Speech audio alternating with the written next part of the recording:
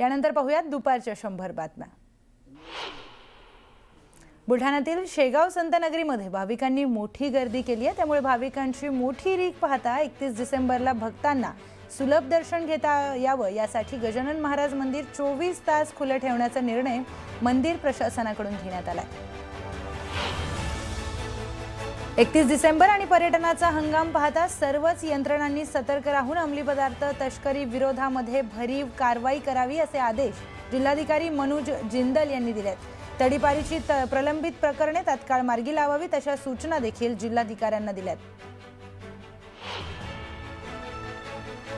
कराडमध्ये सुरू असलेल्या राज्यस्तरीय यशवंत कृषी पशुपक्षी आणि औद्योगिक प्रदर्शनाला सातारा जिल्ह्यासह राज्यातील लाखो शेतकऱ्यांनी गर्दी केली आहे।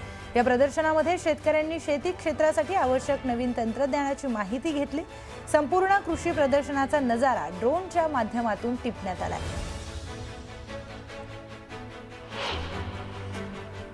बांगलादेशात हिंदूंवर होत असलेल्या अत्याचाराच्या निषेधार्थ शिर्डीमध्ये मशाल मोर्चा काढण्यात आलाय। शिर्डीसह अहिल्यानगर जिल्ह्यातील अनेक हिंदू संघटना आणि नागरिक हे मोठ्या संख्येने या मोर्चेमध्ये सहभागी झालेले आहेत। गोंदियामध्ये तापमान 8.8 अंशांवर गेलंय। थंडी वाढली आहे। विदर्भात सगळ्यात जास्त थंडी गोंदियामध्ये। पुढील काही दिवस ही थंडीची लाट कायम राहण्याची देखील शक्यता आहे। जागतिक वारसा स्थळ आणि महाराष्ट्राच्या पर्यटनाचा मानबिंदू असलेल्या जगप्रसिद्ध अजिंठा लेणीमध्ये नाताळच्या सुट्ट्यांमध्ये पर्यटकांचा महापूर लोटलाय। गेल्या 4 दिवसांमध्ये तब्बल 29,553 पर्यटकांनी अजिंठा लेणीला भेट दिली आहे। लेणी परिसर पर्यटकांच्या गर्दीने अक्षरशः ओसंडून वाहतोय। सप्तशृंगी गडावर भगवती मंदिर रविवारी 4 जानेवारीपर्यंत 24 तास दर्शनासाठी खुलं ठेवण्यात येणार आहे। भाविकांची गर्दी लक्षात घेता प्रशासनाने विशेष व्यवस्था देखील केली आहे।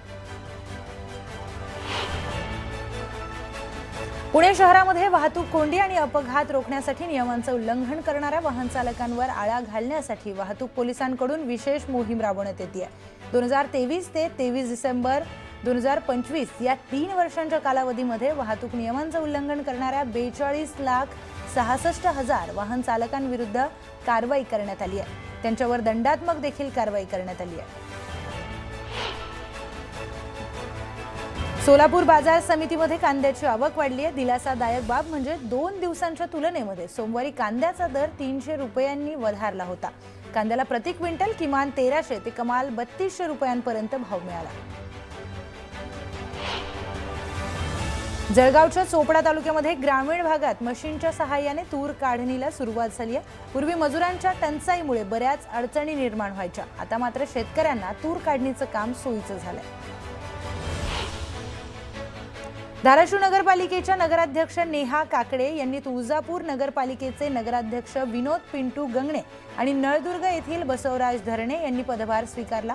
यावेळी भारतीय जनता पार्टीचे आमदार राणा जगजितसिंह पाटील उपस्थित होते।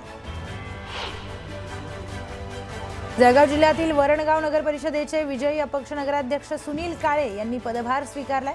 पदभार स्वीकारण्यापूर्वी काळे कार्यकर्त्यांनी सुनील काळेंची मिरवणूक काढत जोरदार शक्ती प्रदर्शन केलं। युक्रेनने रशियाच्या नोवगोरोड प्रांतामध्ये अध्यक्ष व्लादिमीर पुतीन यांच्या सरकारी निवासस्थानावर हल्ल्याचा प्रयत्न केला असा दावा रशियाचे परराष्ट्र मंत्री सर्गेई लाव्हरोव्ह यांनी केलाय। लाव्हरोव्ह यांच्या मते 28 आणि 29 डिसेंबर दरम्यान युक्रेनने पुतीन यांच्या घरावर लांब पल्ल्याचे 91 ड्रोन हे डागले, परंतु या संदर्भातील पुरावे मात्र सादर करण्यात आलेले नाहीत। ऑपरेशन सिंदूरमुळे आधीच बंकरमध्ये लपण्याची वेळ आलेल्या पाकिस्तानला आता पुन्हा एकदा घाम फुटणार आहे। भारतीय सैन्याला अधिक बळकट करण्यासाठी सरकारने एक महत्त्वपूर्ण पाऊल उचललंय। क्षेपणास्त्र, फुल मिशन सिम्युलेटर आणि spice 1000 long range guidance kit यांसारख्या 80,000 कोटींच्या शस्त्रांच्या खरेदीसाठी मंजुरी देण्यात आली आहे। केंद्र सरकारने मागील 7 वर्षांपासून साखरेच्या MSP मध्ये वाढ न केल्यामुळे साखर कारखान्यांचं उत्पन्न कमी झालंय। ऊसाच्या FRP मध्ये वाढ होत आहे, पण साखरेचे दर वाढत नसल्यामुळे अनेक साखर कारखान्यांना साखर विक्रीच परवडत नाहीये। त्यामुळे साखर कारखाने हे अडचणीत आलेले आहेत। याकडे केंद्र सरकारने लक्ष घालावे अशी मागणी राष्ट्रीय सहकारी साखर कारखाना महासंघाचे अध्यक्ष हर्षवर्धन पाटील यांनी केली आहे। मुंबईतल्या अँटॉप हिल येथील म्हाडाच्या शिवसृष्टी हाईट्स सोसायटी लगतच्या गल्लीत एका रात्रीमध्ये रस्त्याचं काम करण्यात आलंय। आचारसंहिता सुरू असताना सोसायटीची संरक्षण भिंत तोडून बंगालीपुरा झोपडपट्टीतील मतांवर डोळा ठेवून काम केल्याचा आरोप सोसायटीतील रहिवाशांनी केला। जांभरे चावडी शाखा कसबा पेठ येथे काही शिवसैनिकांनी उमेदवारी न मिळाल्याने संताप व्यक्त केलाय। नाराज कार्यकर्त्यांनी शाखा कार्यालयातील पोस्टर काढून टाकल्याची घटना घडली आहे। प्रभागातील उमेदवार निवडीवर असमाधानी असलेले काही कार्यकर्ते हे घटनास्थळी उपस्थित होते। कार्यालयातील पोस्टर काढून टाकल्यामुळे परिसरात तणावाचं वातावरण देखील निर्माण झालं।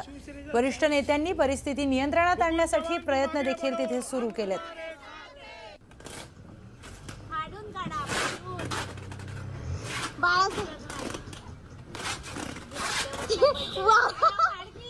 तर तिकीट न मिळाल्यामुळे कार्यकर्त्यांची नाराजी दिसून येते।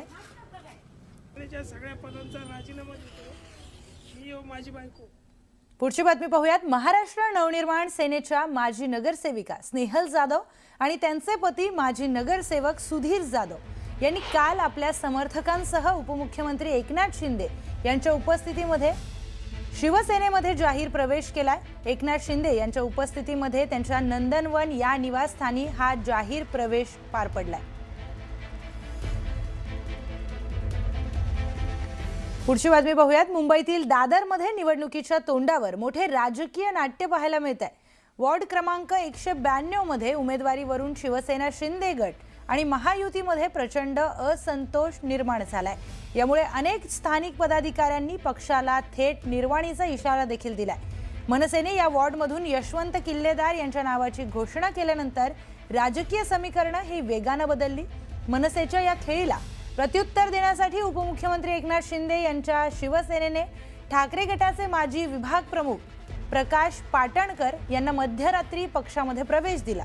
त्यांच्या पत्नी प्रीती पाटणकर यांना तातडीने उमेदवारीचा एबी फॉर्म देखील बहाल केलाय।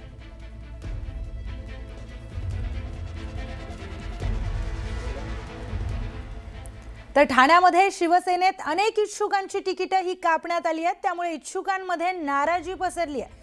प्रभाग क्रमांक 3 मधून 5 टर्म नगरसेवक असलेले मधुकर पावशे यांचं तिकीट कापण्यात आलंय। ठाण्यामध्ये इच्छुक शिवसैनिकांची नाराजी दिसून आली आहे। इच्छुकांची तिकीट कापण्यात आल्यानंतर नाराजी नाट्य पाहायला मिळालं। तर प्रभाग क्रमांक 3 मधून मधुकर पावशेंचं तिकीट कापण्यात आलंय। पुढची महत्त्वाची बातमी। राज्यातील महानगरपालिकेच्या निवडणुकीचा उमेदवारी अर्ज भरण्यासाठी आता अवघे काही तास शिल्लक राहिलेत। परिणामी जवळजवळ सर्वच राजकीय पक्षांनी आपले उमेदवार मैदानात उतरवत त्या संदर्भातील यादी देखील जाहीर केली आहे। मात्र ही यादी जाहीर होताच बरेच ठिकाणी मोठं नाराजी नाट्य आणि बंडखोरीला ऊत आल्याचं पाहायला मिळतंय। अशातच नागपुरात भाजपच्या एका राजीनाम्याने खळबळ उडाली आहे। भाजपचे विद्यमान आमदार कृष्णा खोपडे यांच्या पुत्राने पक्षाच्या सक्रिय सदस्यत्वाचा राजीनामा दिलाय। नागपुरातून भाजपचे आमदार कृष्णा खोपडे यांचे चिरंजीव रोहित खोपडे यांना उमेदवारी न मिळाल्यामुळे त्यांनी आपल्या भाजपमधील सक्रिय सदस्यत्वाचा राजीनामा दिल्याची माहिती आहे।